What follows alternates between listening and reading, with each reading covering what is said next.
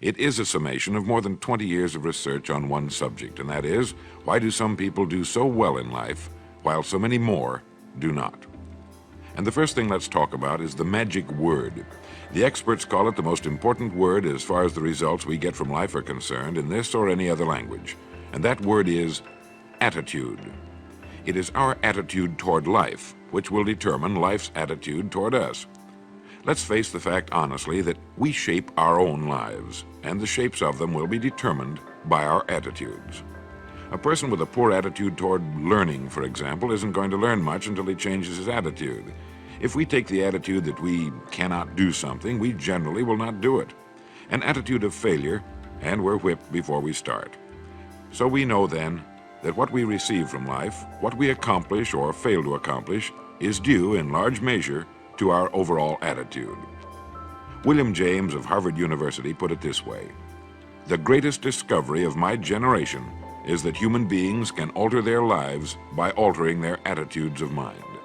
And isn't it wonderful that we have this measure of control? Before we start talking about our attitude toward the world, let's talk about our attitude toward ourselves, since it is the attitude we take toward ourselves which determines our attitude toward the world. Now, right here we come to a rather strange fact. We're so familiar with ourselves, we tend to take ourselves for granted. We tend to minimize the things we can accomplish, the goals we can reach, and for some equally strange reason, believe others can accomplish things in our field which we cannot. There are literally millions of human beings living narrow, darkened, frustrated lives, living defensively, simply because they take a defensive, doubtful attitude toward themselves, and as a result, toward life in general. Many people are suspicious of and oppose change, yet change is the one thing in life on which we can absolutely count. People who stay young all the years of their lives not only welcome change, but see it for what it really is: new opportunity, new chances for further fulfillment. Attitude is a reflection, a result of a person's will. It is incalculably powerful. It can bring about marvelous results for us, but we need to train it patiently, day by day. Now let's talk about the attitudes of people who are successful. The top 5% of the people who go sailing through life from one success to another, and who, even when they fail at something, shrug it off and head right out again.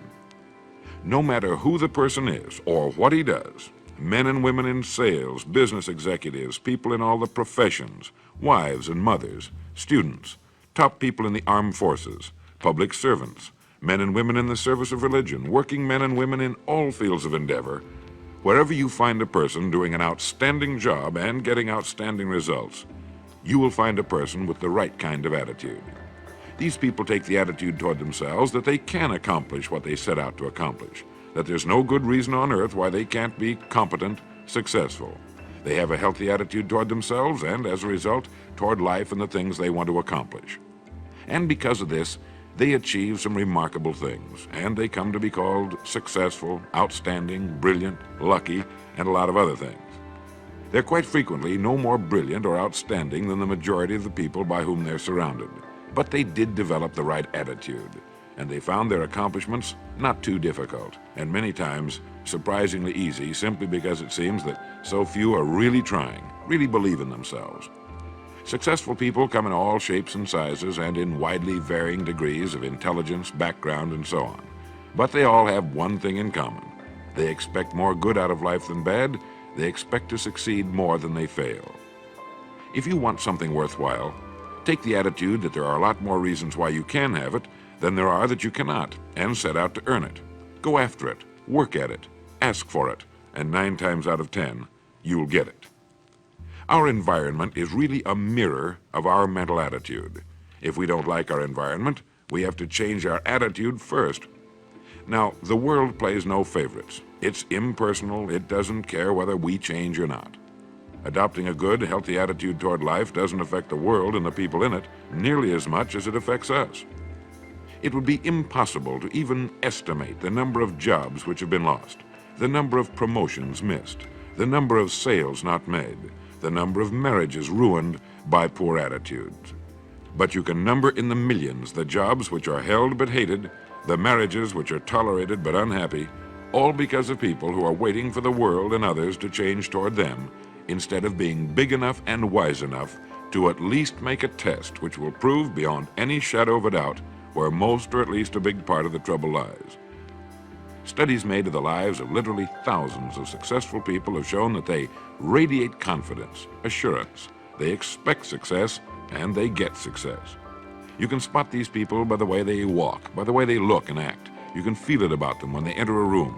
They may be short and fat, or tall and thin, or any combination in between, but they have about them the attitude of success.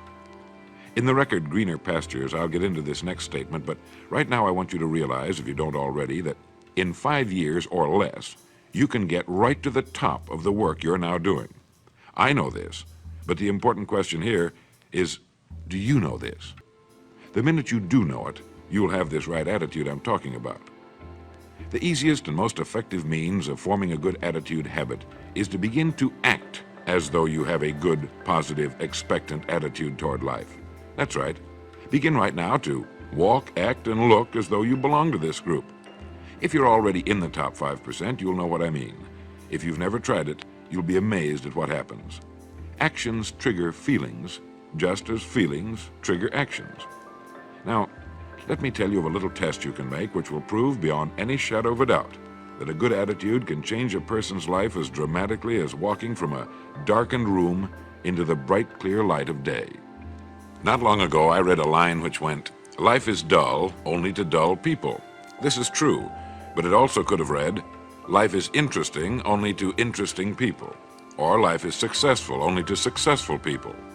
And what I'm trying to say is that you must first become, mentally, from an attitude standpoint, that which you wish to achieve.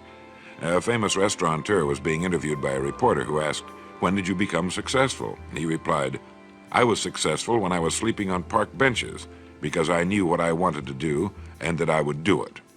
In short, his attitude had been one of success, of expecting success, long before the material, the tangible rewards of success had been earned. Chances are you know people who seem to be what others call lucky. All kinds of good and wonderful things seem to happen to them, and they give the impression of happily sailing through life, having a wonderful time, and getting more accomplished in a year than most people do in 5. This has been figured out fairly scientifically, and if anyone will conscientiously go about the test I'm going to recommend, and stay with it every day for the next 30 days without fail, that person can join this small, happy, and extremely productive group of people. He'll find himself becoming lucky, as they say, and most of his problems will pretty well take care of themselves. Of this you can be sure. The results will be nothing short of amazing. Now, it makes no difference how good a person's attitude has been in the past. Anything can be improved upon, and it's the small refinements upon something already good that makes it great. So here's the test. For the next 30 days, act toward the world, everything and everyone with whom you come in contact, with the attitude which represents the kind of results you want to achieve. That is, if the result you want is more success in what you're doing, act as though you are already in possession of the success you seek. If you want others to treat you with admiration and respect, treat others with admiration and respect first. Have you ever stopped to think of this? Every human being on earth is the most important human being on earth as far as he or she is concerned. You may never get anyone to admit it, but it's a fact. So for the next 30 days, treat every person with whom you come in contact as the most important person on earth, remembering as you do so that as far as that person is concerned, he is. Now, the reason I say treat everyone in this fashion is mainly because this is the way human beings ought to treat each other, and because it will help you form a habit that will bring you amazing and delightful results for the rest of your life. Have you ever noticed that the higher you go in any organization of value, the nicer the people seem to become? You see, the bigger the person, the easier it is to talk to him, to get along with him, to do business with him. Do you know why? It's because he's got a good attitude, and people with the best attitudes just naturally gravitate toward the top. So for 30 days, act toward others and the world at large in exactly the same manner you want the world and others to act toward you.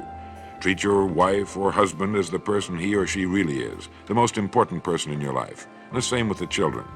Carry out into the world each morning for 30 days the kind of attitude you would have if you were the most successful human being on earth. And notice how it quickly develops into an habitual attitude.